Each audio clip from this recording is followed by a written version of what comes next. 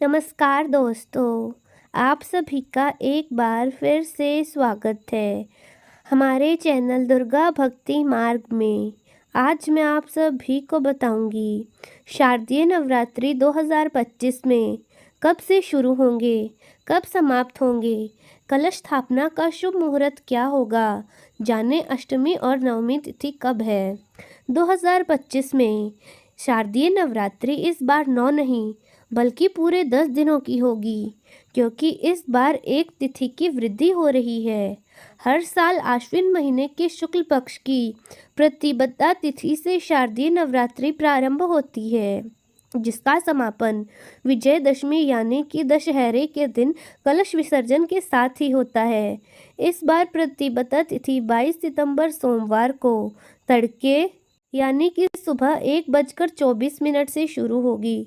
सोमवार को पूरा दिन प्रतिपदा तिथि रहेगी और 23 सितंबर मंगलवार को सुबह 2:55 पर प्रतिपदा तिथि की समाप्ति हो जाएगी।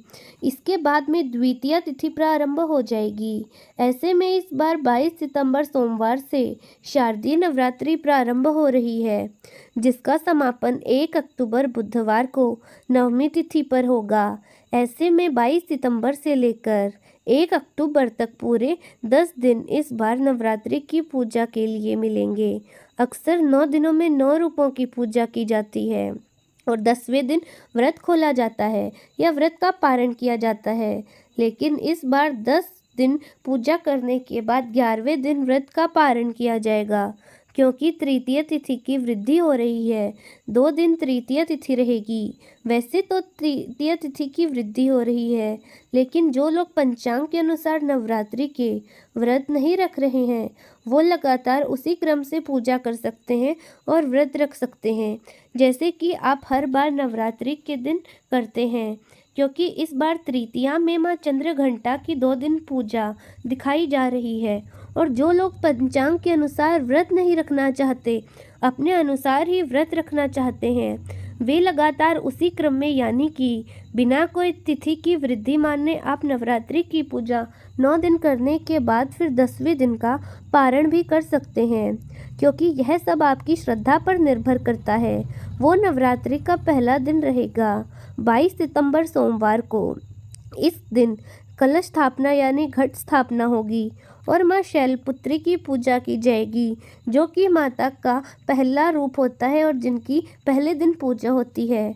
घट स्थापना के 2 शुभ मुहूर्त इस दिन प्राप्त हो रहे हैं, जिसमें पहला शुभ मुहूर्त सुबह 6:09 से सुबह 8:06 तक रहेगा और दूसरा शुभ मुहूर्त, जो कि अभिजीत मुहूर्त है, सुबह 11:49 से दोपहर 12:38 तक रहेगा और इस बीच में 7:30 बजे से सुबह 9 बजे तक राहु काल भी रहने वाला है।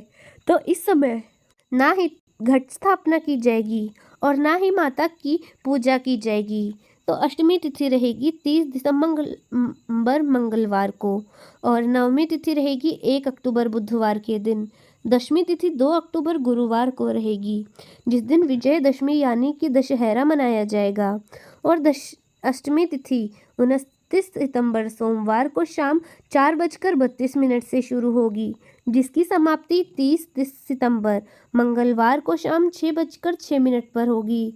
नवमी तिथि 30 सितंबर मंगलवार की शाम 6:07 से शुरू होगी, जिसकी समाप्ति 1 अक्टूबर बुधवार को शाम 7:01 पर होगी। दशमी तिथि 1 अक्टूबर बुधवार को शाम 7:02 से शुरू होगी, जिसका समापन 2 अक्टूबर गुरुवार को शाम 7:10 पर होगा। हिंदू धर्म में उदय तिथि मान्य होती है। सूर्योदय व्यापनी तिथि के अनुसार इस बार पंचांग को देखते हुए व्रत रखे जाएंगे और विजयदशमी का पर्व भी इस बार 2 अक्टूबर गुरुवार के दिन ही मनाया जाएगा। दुर्गा विसर्जन और कलश विसर्जन किया जाएगा 2 अक्टूबर गुरुवार को सुबह 6:15 से सुबह 8:37 के बीच में।